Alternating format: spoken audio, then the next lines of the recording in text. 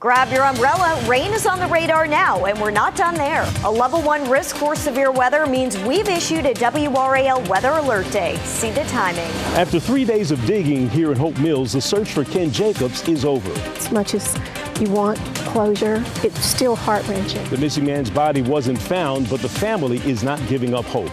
Then a Fort Bragg soldier pleads guilty to 3D printing a weapon to remove as many racial minorities as possible. What else we're learning about his foiled plan? Right now at 7, we're tracking showers moving across the area, making for a messy evening, and more rain chances are in the forecast for your day tomorrow.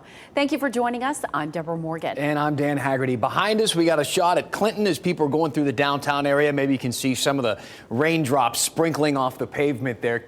Meteorologist Kat Campbell is in the WRAL Severe Weather Center tracking the timeline of this wet weather force, Kat. It is wet there in Clinton, and it is wet for much of our viewing area, really from Raleigh, Rocky Mounts Point south. That's where we have widespread rain pushing through the area. A little heavier rain in Sampson County. Elsewhere, it's a steady light rain that we are seeing this evening. We haven't seen a lot of rain north of the triangle. The bulk of the rain has stayed in the southern half of our viewing area, with the heavier pockets in the southeast. But this is just one of a few waves of rain that we're tracking over the next several days. Once we get past tonight's round of rain, we could see some showers tomorrow, but the next main event will arrive early on Friday, and this will arrive in the form of both showers and storms. Unfortunately, it looks like some of those storms could become severe. It's a level 1 threat, so it's more of an isolated threat, but some of the storms Friday could contain damaging wind gusts, perhaps some hail and localized flooding. Because of this level 1 threat, Friday is a WRAL weather alert day, and I'll walk you through the timing of Friday's rain and storms on Futurecast coming up. Okay, important information. Kat, thanks. I'm Brett Neeson, the WRAL Live Center. Happening right now, a rally at UNC, the University of North Carolina in Chapel Hill. This is live pictures coming in from this rally for former Vice President Mike Pence. He's set to speak at UNC here shortly. We are told that it is a standing room only right now inside the student union on the campus of the University of North Carolina. And you can see they're getting ready for the former vice president to take the stage and make that speech. We also just heard from him recently, so we're going to have a soundbite coming up from the former vice president here in about 10 to 15 minutes.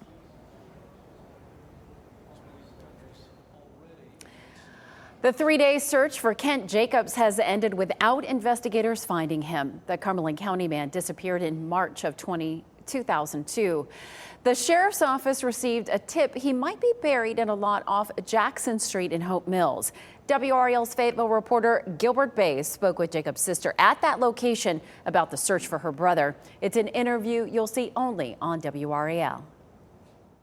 Well, I tried to get the search warrant for this investigation, but it has been sealed. What I do know is there used to be a house right on this location, and that's the reason investigators decided to dig right next door. He deserves to be able to come home.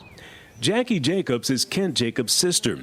She flew in from Seattle after learning about the new search for her brother, who has been missing since 2002. She's very familiar with the house that once stood at 5437 Jackson Street here in Hope Mills. He might have been seen here last on that day? Yeah, I think that the information that law enforcement received gave them obviously enough reason to want to come out here and do the amount of work that they did. Investigators used ground-penetrating radar from NC State University. It's a non-destructive way to see what's underground. During the last extensive search for Jacobs, investigators got a tip that he was buried inside a refrigerator. The radar equipment would have picked up an image that size, but also could determine if a body was buried there. Kent was the oldest of 5 children, the love of our lives. He was born with special needs, so a very special human being. This is a Cumberland County murder case. The family thinks robbery could have been the motive. It is known to the public that Kent did have some money on him at the time, and we don't know if that is part of the reason that he disappeared or potentially related, but could be. This latest search ends in disappointment for a family that has been grieving for more than 2 decades. How's Mom doing? Thank you for asking about Mama.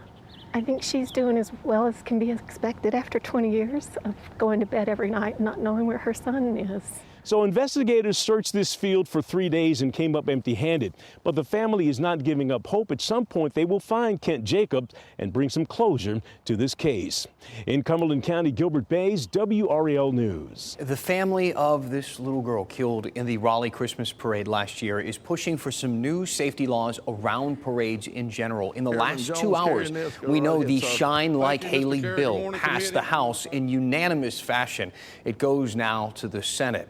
It would make it mandatory for anyone driving in a parade be at least 25 years old, provide proof of a car safety inspection, license and registration, and vehicles must be looked at no more than 7 days prior to a parade by law enforcement or the fire department.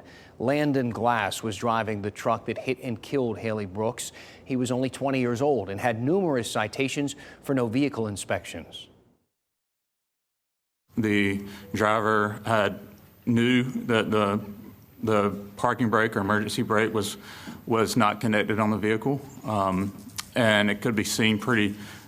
It was visible to the common eye or the trained eye of a mechanic. If they would have walked by, they would have seen the parking brake dangling from underneath the driver's door. If that would have been intact, my daughter probably would still be here today. The Brooks family stated in a 56-page lawsuit filed last week that Glass acted negligently. The lawsuit names Glass, as well as CC Code Dance Complex, Greater Raleigh Merchants Association, and DL Floats as defendants. A Fort Bragg soldier is accused of plotting to target people of color, even going so far as to plan an operation to remove as many minorities by any means possible. He could spend up to 10 years in prison for gun charges. WRAL's Chris Levingood is here now with the details. Chris? Well, Deborah, let's start with those gun charges, right? 23-year-old Noah Anthony pleaded guilty yesterday to possessing an unregistered short-barrel rifle. He tried to enter Fort Bragg in March last year, and as officers were doing vehicle inspections, a loaded handgun was found in the center console of the car. Turns out that was a ghost gun, you know, a privately made gun with no serial number. Then, when his room was searched, they found a 3D printed rifle with, again, no serial number. Now, at some point, investigators say Anthony's electronic devices revealed a so-called operation to, quote, physically remove as many black and brown people from Hoke, Cumberland, Robeson, and Scotland counties by whatever means need be. End quote. Oh, and officers found an American flag with a swastika instead of stars during their investigation and, quote, Nazi-type patches. Again, Noah Anthony faces up to 10 years in prison. And just one food for thought, Deborah, again, this was all found because of a vehicle inspection. Chris, thank you. Police have arrested a woman in connection with a fatal hit-and-run crash that shut down a major road between Durham and Chapel Hill. Police say 20-year-old Shawnesti Saunders was speeding when she hit a woman trying to cross Durham-Chapel Hill Boulevard at Highway 15501. The woman, who police have not identified, died at the scene this afternoon. Saunders left that scene at first, but then returned. She faces charges including hit-and-run and death by vehicle. The project to widen I-40 from southeast Raleigh to Clayton crossed a major milestone today. All lanes in both directions of the interstate now open for traffic between I-440 and the US 70 bypass. That means for the first time in 15 years, commuters no longer had to deal with the bottleneck in that area. The new pattern provides at least 2 additional lanes in each direction. Work continues at the Jones Sausage Road intersection, US 70 Business Interchange, and Rock Quarry Road overpass. I feel like we all need to do a cheer for that, and that's great news. Still ahead, increasing concerns about a recession in North Carolina. Not much to cheer about there. We're going to take a closer look at why a local economist doesn't like what he's seeing next in a live interview. And leaked body camera video is giving us a new vantage point of the police response during a local protest over pandemic stay-at-home orders. Plus, what we know about a federal lawsuit one of those demonstrators just filed. And as we go to break, let's take a live look at Wilson. Yes, you can see the ground is wet and not very windy there, though. We're going to have a live update on your forecast with Kat Campbell coming up.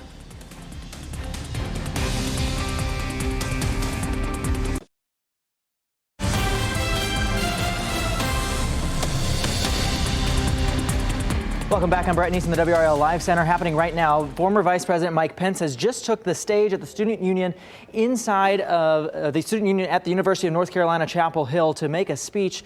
The Young America's Foundation hosting this rally, this speech right here. You can see the former Vice President just started speaking, and he's already animated there within that speech. But we actually just heard from him moments ago. Here's what he had to say about possibly running for the next president of the United States. As we've traveled around the country, we've gotten a lot of encouragement to enter the race for the Republican nomination for president. I don't have anything to announce today, but I think this country's in a lot of trouble. So still no announcement from former Vice President Mike Pence there, but we are there at this student union covering this right now. We're going to have more from WRAL's Julian Grace in our later newscast. Sure sounded like a yes without being a yes. All right, Brett, thank you. New, stronger signs that North Carolina could be headed for a recession. This is coming from key indicators tracked by NC State Professor Emeritus and economist Dr. Mike Walden, who joins us now live to explain. Good evening, Mike. Let's talk about what we're seeing and what is raising your concern for this even more. Well, first, thanks for having me on the program. About 25 years ago, I developed an index of leading indicators for North Carolina. It's developed similar to what we have at the national level. Includes things like initial claims for unemployment, manufacturing activity, building permits, all factors that tend to change ahead of general change in the economy. And the latest report I put out, which is using March data, we don't have April data yet, had a fairly significant drop. We've actually seen this index drop since late last May of 2022. But this drop was fairly large. So it simply fortifies my forecast that we are headed definitely toward a slowdown in the economy. I think the only remaining question is, will that slowdown turn into a recession where things go in reverse? And by the fact that this index did drop a lot, I think it's increasing my odds in saying that we'll have an official recession probably sometime late this year or early in 2024. I know it's tough for you to make the call because it already has to happen for then you to go back and figure out that we had a recession. But very quickly, what do we need to watch for now? Well, most people hear about the unemployment rate, job growth. I think we need to watch job growth. It is slowing, but if it turns negative, that will be a big indicator. Unemployment claims, those come out weekly. You want to look at that. And then it's harder to get data where people don't follow data on the manufacturing sector. But if they hear something about manufacturing, listen, perk your ears up and listen, because that is a very solid leading indicator. So track these things and see where they're going in coming months. Always great advice and great insight. Mike Walden, thank you. Thank you, Deborah. A woman who protested North Carolina's pandemic stay-at-home pandemic orders has filed a federal lawsuit now against Governor Roy Cooper and several law enforcement officers. The protester claims her constitutional rights were violated when police arrested her during a rally in April of 2020. WRAL's Joe Fisher reports. Monica Ussery was arrested in this parking lot 3 years ago. She says her right to free speech was violated, and now leaked body camera video is peeling back the curtain on the police response that day. As people protested the stay-at-home orders, this leaked body camera video shows Raleigh police planning to make arrests. We're at the point of no return now. We are going to make some arrests if they don't comply with the warning. The body camera video was recently posted online by an independent journalist. Police say the protesters were in violation of Governor Cooper's executive order limiting mass gatherings. I want to go ahead and start making some moves now because I don't want the crowd to continue to grow and everything. Police gave multiple warnings. You all cannot gather here. Just about everyone left, but police arrested Monica Ussery. We're going to have to arrest her. I have a right to peacefully assemble. After a police officer said, ma'am, you need to also leave, I had handcuffs on me within 5 seconds. I counted. State Capitol Police say Ussery refused multiple demands to leave and later told officers she was designated for arrest. She was the only one who ended up being arrested. And I think what you see at the end of that video is, her intent not to comply. And at that point, law enforcement has a responsibility to enforce the law. In 2021, Ussery was ultimately found guilty of 2 misdemeanors. But this year, after she appealed, the charges were dropped. The 3-year ordeal is the foundation of a federal lawsuit against Governor Cooper and others, challenging the constitutionality of pandemic executive orders. Whether it was shuttering houses of worship, closing schools, or destroying small businesses in the name of public health, these officials' power grabs were remarkable, unprecedented in American history, and far-reaching, with the consequences still being felt years later. Ussery says her civil and First Amendment rights were violated, and she's suing to set a legal precedent. I think the next person standing in the parking lot who's daring to disagree with any governor, any elected official, should have that right protected and shouldn't be picked on. And a judge ordered that this body camera video could not be disseminated publicly. However, it appeared online about 2 weeks ago. Ussery told me that she did not release the video, but she does have to appear in court this Friday because that judge's order was violated. I'm Joe Fisher, WRAL News, Raleigh. And speaking of that body camera video, Ussery also accuses the Wake County District Attorney's Office of purposely withholding that information, that video, in this investigation, something the district attorney has denied. Meteorologist Kat Campbell is back in the WRAL Severe Weather Center. A lot of green on the radar there, Kat. Yes, we've got a colorful radar this evening, and once we get toward the end of the week, we're going to start to see even more colors showing up. Yellows, reds, oranges. For now, though, it's mainly light rain. We have a few pockets of heavier rain in Sampson and Wayne counties. Otherwise, just a steady rain that just wants to keep continuing through the evening. We don't yet have the back edge of the rain moving through the viewing area. Once we get past sunset tonight, we still have a good amount of rain forecast here on Futurecast. I think it's once we get closer to 10, 11 o'clock that we'll start to see some breaking up of the rain, and the rain starts to kind of fizzle out throughout the overnight hours. But we're still looking at a chance for rain tomorrow and even past tomorrow. And boy, if it seems like it's been a soggy month, it most certainly has. Over the past 30 days, all the areas in blue here have seen double the typical rain that you would see in that same time period. So this has been an exceptionally wet April, and we've got more rain on the way to close out the month this weekend. For Friday, that's a WRAL weather alert day. We've got the potential not just for rain, but for some severe thunderstorms to move through. Saturday, that's your day for outdoor plans this weekend. There's your good news. 78 degrees, partly cloudy, just a 20% chance for rain. So I do think you'll be able to get in some nice outdoor plans this weekend. Do them Saturday, though, because by Sunday, we have another storm system on the way, and we're going to have to keep an eye on that system for some strong to severe storms to pass through as well. For this evening and tonight, it's light rain, not expecting any intense storms. It's just kind of a soggy evening in the southern half of our viewing area. Once we get to tomorrow, we've got a small chance for rain in the morning, about a 20 to 30% chance. That chance grows a bit by the afternoon and evening. We really see rain chances ramping up overnight tomorrow night into Friday morning. This is 3 a.m. You can see the rain pushing in, and it becomes more widespread for the Friday morning commute. We may have showers and perhaps some thunderstorms already moving through the area. This model in particular only goes out through noon on Friday. Right now, meteorologist Mike Mays is going to have a closer look tonight at 10 and 11 on WRAL News about this potential second round of storms that we could see move through later on Friday evening. That is the round we'll watch for a greater potential for any severe storms to roll through. But we don't yet have data that goes out that far, at least on this particular model just yet.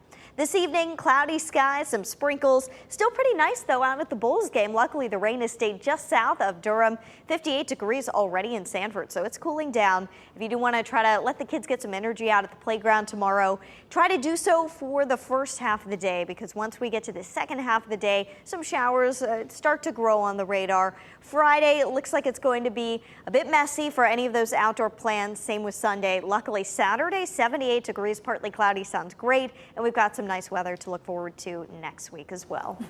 Just not on the weekend. Oh, well. Thanks, Kat. A feline with, let's call it an intense gaze, is getting a lot of attention on social media.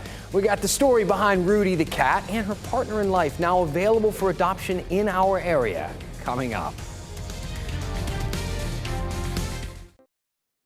All right, the Carolina Hurricanes, come on, they got to get it done. Let's close out this first round. Fans already excited, though, to secure their tickets for the second round of the Stanley Cup playoffs. Don't jinx them, you know. No, but, you know, we know that they're going to win, so it's no problem at all. Those tickets went on sale today online as the Canes head back on the road after a tough loss against the New York Islanders at PNC Arena. The Canes still lead the first round series 3-2, but a win last night would have helped them advance, or would have advanced them to the second round of the playoffs. Now the teams will face off in New York Friday. Today, Canes head coach Rod Brindamore said these 2 days off will certainly help the team be ready. We're still in good shape. We just got to go out and find a way to, you know, it's going to be tough. All the games are tough. We know we're in for a big battle. Was it Friday? And, you know, I know we'll put our best foot forward. Need to rest up, don't they? Well, if the Islanders tie things up, the Canes will head back to home ice for a game at PNC Arena on Sunday. So one way or the other, they're going to win. Let's hope the next game at PNC is in the next round. Yes. An SPCA pet is getting a lot of attention online today thanks to its adorable stare. Adorable? Is that what is that Intense, the anyway. description we're going to use? This is Rudy. Check it out. As the SPCA of Wake County put it, the derp is strong with this one. You can go ahead and look up what derp means. I don't think it's a compliment. The Facebook post featuring Rudy says organization members wonder what's behind those big eyes. Rudy is now looking for a home. He's not alone. This little kitty as well kind of has a look. Wow. Also, right? That's the BFF, Opie. Love that name. To take these two home and give them a lovable family, reach out to the SPCA of Wake County.